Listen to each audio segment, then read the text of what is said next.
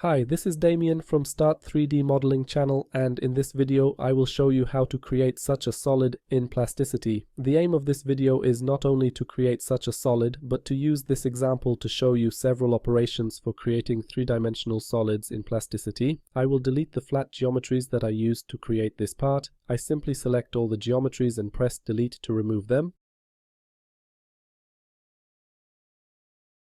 I will turn off the visibility of this solid, and we will start by creating a circle whose center will be at the origin of the coordinate system. For this purpose, we select to draw a circle. As a center point, select the origin of the coordinate system, then press the Tab key to specify the diameter of the circle. For the diameter of the circle, enter 120 millimeters. Now I will set the top view. I simply clicked on the top face of this cube, and I will create a line in such a way that I place the first point of this line here, and notice that a snap has appeared. I click here, and as for the second point of the line, I will place this point here. Here too we have a snap, and I click the right mouse button to finish drawing the line. The line is selected, so now I will move this line along the x-axis by 40 millimeters. To do this, I activate the move command. Regarding the move command, we can activate it by pressing the G key on the keyboard. I press the G key, then I want to move on the x-axis. I press the X key, and now I enter the value by which I want to move this line. I enter 40, press enter, and enter again to finish this command. This line has been moved 40 millimeters in the positive direction of the x-axis. Now I will create a copy of this line on the other side of the y-axis. We will do this using the mirror command. The mirror command is located here in these commands. If you click on these three dots, we have the mirror command here. We can activate this command with the keyboard shortcut Alt-X, or we can simply select this command from the command list. Now, we define the mirror plane, and I would like to get this line from the other side of the y-axis. So, I click here, and a copy of this line has been created. I click OK to confirm. Now, I will create another circle. Regarding drawing circles, we can activate this command by using the keyboard shortcut Shift+C. And now I place the center of the circle at this point, and for the diameter of the circle, I enter 30 millimeters. I press the Tab key and enter 30 to precisely specify the diameter of the circle. Then I will close the view on the construction plane, and based on a fragment of this sketch, we will add an extrusion. Select this fragment of the sketch. The extrude command has automatically been activated,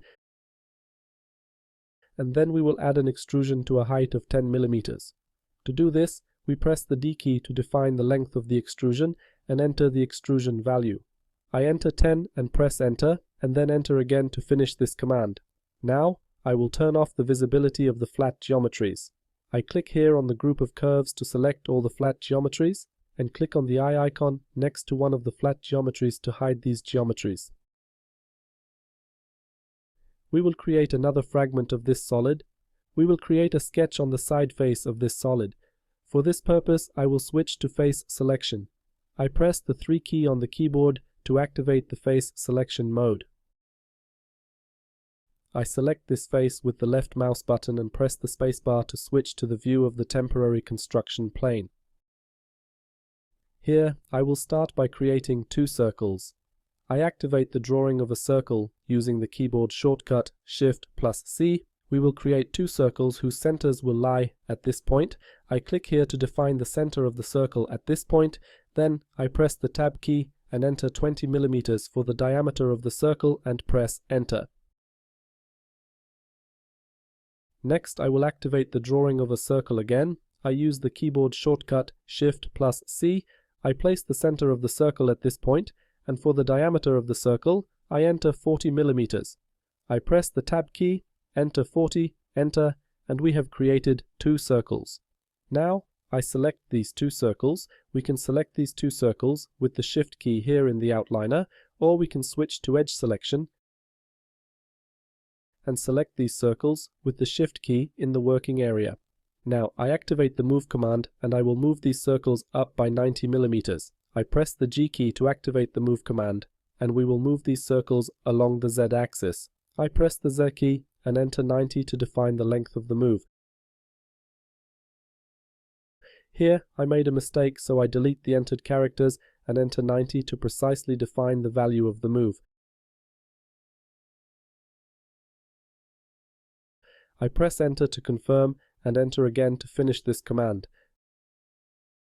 Now I choose to draw a line. We can activate line drawing by selecting this icon, or we can use the keyboard shortcut Shift+A. Let's choose line drawing and draw a line from this point to the circle in such a way that this line is tangent to the circle, as you can see when you hover over the circle. While moving the endpoint of the line along the circle, a tangency snap appears.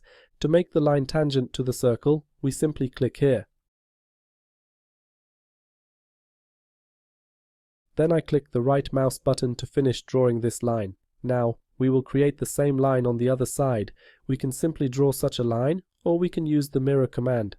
The line is selected, so I activate the mirror command using the keyboard shortcut Alt-X. Then I specify the mirror plane and click OK to confirm. Now we will create another line. I press Shift+A to activate the line drawing command and draw a line from this point to this point to close this area. I click the right mouse button to finish. Now I close the view of the temporary construction plane. I press the 3 key to switch to the face selection and select these two faces with the Shift key. Now based on these faces, we will add an extrusion in this direction. Here we need to enter a negative value and we will add an extrusion of 10 millimeters. To do this, we press the D key, enter -10 and press enter to confirm and enter again to finish drawing this geometry. Then I will turn off the visibility of the flat geometries. I select the first flat geometry in the outliner, hold the Shift key, select the last visible geometry in the outliner and click on the eye icon next to one of these geometries. Regarding this fragment of the solid we created a moment ago, this fragment of the solid is not connected to the previous fragment of the solid. At this point, they are two separate solids, but soon we will connect these solids. We will create additional geometries here. We will create additional circles. Choose circle drawing and place the center of the circle at this point, and place the second point of the circle at this point to draw a circle that overlaps with this hole. Next, select circle drawing again and place the center of the circle at this point and place the second point of the circle on this edge to connect that circle with this edge of the solid. We have face and area selection active. We select this area and add an extrusion of 5 millimeters. I press the D key, enter 5, and press enter to confirm, and enter again to finish this command. Here, another solid has been created. This solid is also not connected to the previous solid, and in this case, that was my intention, because now I will create a mirror of this solid relative to the center of this fragment of the solid. I will turn off the visibility of the flat geometries, select this fragment of the solid, and activate the mirror command using the keyboard shortcut Alt-X. Now, we need to specify the mirror plane. If we use any coordinate system plane, it will not be executed correctly, because this fragment of the solid will be created here. I would like this to be done in such a way that this fragment of the solid is simply on the other side of this solid.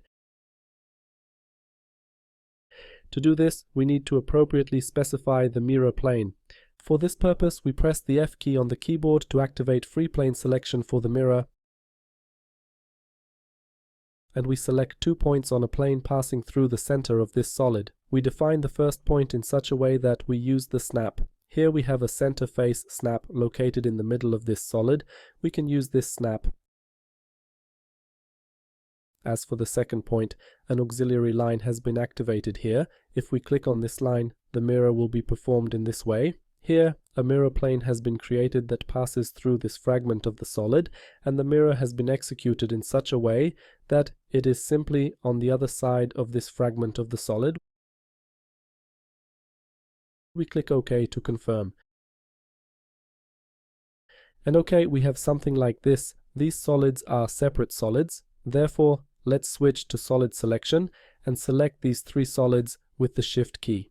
We activate the boolean operation, that is, we press the Q key, then we press the Q key again to activate the union of solids, and press Enter to confirm. This way, we have combined these solids, and it is one solid. Now, based on this solid, we will create a mirror so that this fragment of the solid is obtained from this side. This solid is selected. We activate the mirror operation using the keyboard shortcut Alt-X, specify the mirror plane and press Enter to confirm. Now we have three fragments of the solid. We select these solids with the Shift key and press the Q key to activate the boolean operation. We press the Q key again to activate the union of solids and press Enter to confirm.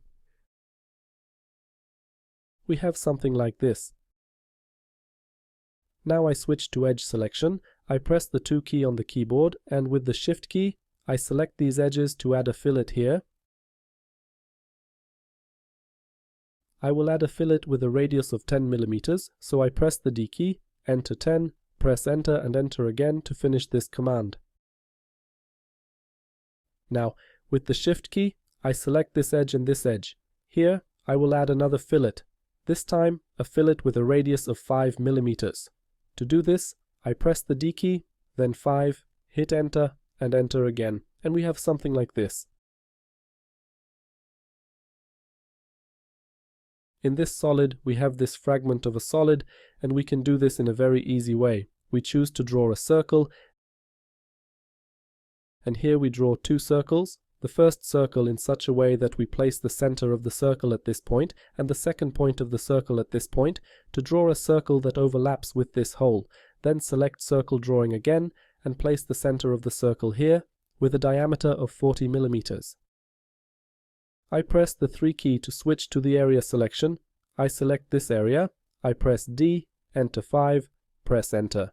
And here, I would like this fragment of the solid to be automatically connected with the previous fragment of the solid. If I now press Enter, another solid will be created. This solid is selected, so I will delete it and do it again. I select this sketch, press D, enter 5, and press Enter to confirm. Then press Q to activate the Join Solids command, and select the solid you want to join this extrusion to, and click OK to confirm. At this point, this extrusion has automatically been connected with this solid. I turn off the visibility of the flat geometries, and in this way we have created such a solid. The purpose of this lesson was not only to create such a solid, but to use this example to show you several operations for creating three-dimensional solids in Plasticity. As you can see, we can create 3D models quite easily and pleasantly in this program. We will finish here. Thank you for watching, and please subscribe to this channel.